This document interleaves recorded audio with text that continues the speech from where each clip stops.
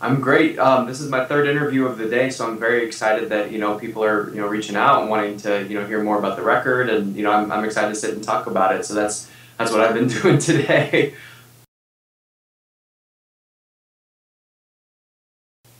Well, the album is a pure pop dance record. It was inspired by 8-bit video games and science and technology and robots and fantasy, 80s fantasy movies and, Mozart and lots of different things that inspire me, and just pop culture in general.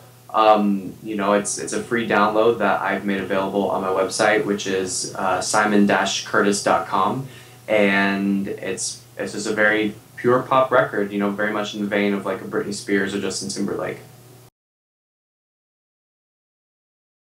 The concept came from me, the concept came from me looking into 8-bit video games, and I was very inspired by a sample that I found of the Neverending Story theme song that was done in an 8-bit music style, and I knew beforehand that I wanted to incorporate samples on this album, samples of 80s fantasy movie soundtracks and, things that are very obscure, not might necessarily be associated with pop music ever. And so I really wanted to do something different. I wanted to do something fresh and innovative. And, once I found the 8-bit video game samples, that's when it all just kind of came together. It's hard to say because I love all of them so much. I spent, a lot of creative energy pouring myself into all of it. So it's hard to say. I love Diablo and I love Beat Drop. Those two might be my favorites. I love Diablo just because of how polished it turned out, Yeah. and I love Beat Drop because the Mozart sample was able to be incorporated so perfectly in it. It really made me happy with how that one turned out.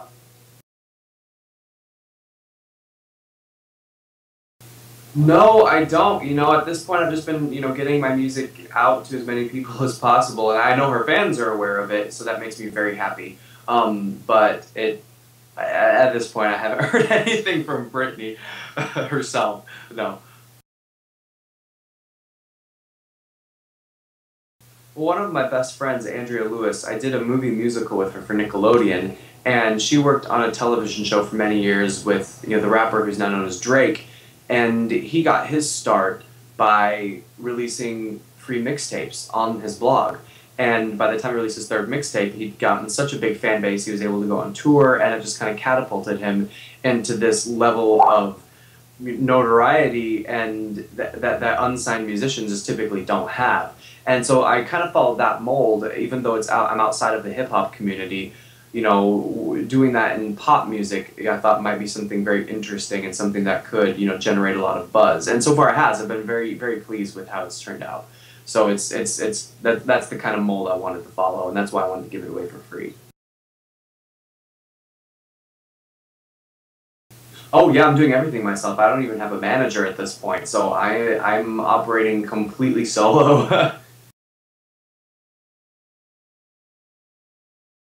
Yeah, that's right. It's been crazy. I'm so blown away. Over Easter, I was a worldwide trending topic on Twitter. I mean, the last FM listens are in the hundreds of thousands now. It's just everything is just really taken off, and in such a short amount of time. So it makes me happy, and it definitely keeps me inspired to keep working hard and harder and harder and harder, and really just make everything happen so that I can be releasing music as my career for the rest of my life.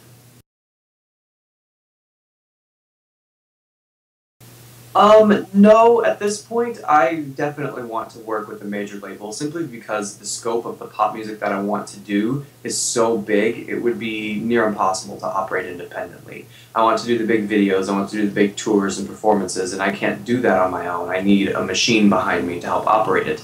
With that said, I am very fortunate in that now I'm coming to the table already having achieved this, fan base all on my own with the stuff that I'm doing on my own. So I think that definitely helps give me a big leg up when it comes to start working with an A&R team, and that I've already done it once by myself and I did something right. So now with the team behind me, hopefully I'll be able to retain that control and, at least the majority of that control and be able to do what I want to do.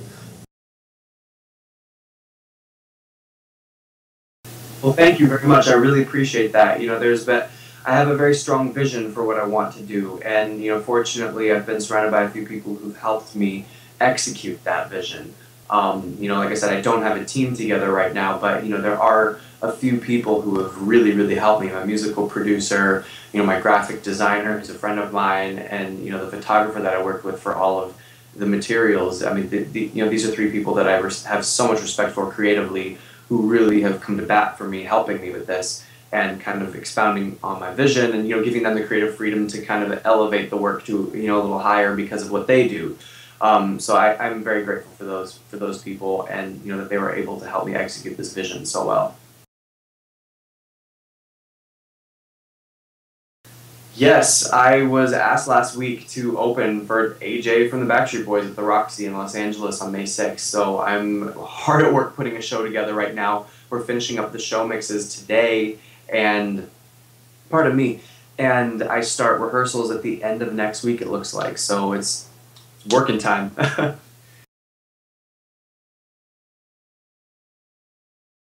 No, it's gonna be dancing. I mean, what's the point of pop music if there's no show behind it? I was talking to the director of the show, a brilliant choreographer who I've worked with before, who works with Madonna and Britney Spears, and he's just a really brilliant pop visionary, and I'm so honored to have him working with me. But he was asking me a simple question, yes, handheld mic or wireless headset.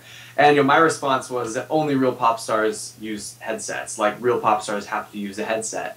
So just saying that in and of itself is kind of that's where I want to be. I want to be doing that that Michael Jackson, Janet Jackson, Britney Spears live show. Yeah. And so even though it's going to be in a smaller club scale, I still want it to feel epic. And I don't feel like you can get that epic feeling sitting down on a stool with an acoustic guitar doing acoustic renditions of my album. So that's not what I'm going to do. Oh, totally. But that's, I would reserve that for, certain parts of my full concert when I'm on tour, or, going into, radio studios and doing, performances there, and different things like Live Lounge and other things where an artist can eventually, expound upon their music and vision in a different way. But as of right now, my vision is, the archetypal pop star with dancers and, the dancing and the show and kind of these epic show mixes that make the crowd excited and want to dance. Oh, no, of course, I love acting. I started off doing both, and I always planned to do both in my life and my career. So, at this point right now, I'm focusing very strongly on music because it's just that time. It's what is in my soul and what I need to do. But working on music and progressing that only helps with acting. So they're both things that are big passions of mine and that I plan on doing for the rest of my life, for sure. I know, I've been so blown away. The people are going nuts for it, and I love it. So I'm just trying to give them as much material as they can to feed on, and hopefully they'll stick with me for a few years. Well, I love that because I feel like strong art inspires strong passion, and so to see the passion coming from people who are reacting to it, that gives me hope that I've done something right, and it kind of inspires me to continue and to keep pushing harder than ever. So it's inspirational, on both ends. Right now, I'm really pushing the album as hard as I can. I want to get the download numbers as through the roof as I possibly can. There've been mumblings with record labels, and I'm trying to play the game of chess right now. I'm trying to make myself as much of a marketable entity as I can, so that I can get that major label deal, and I can be working on an album to be in stores by this fall.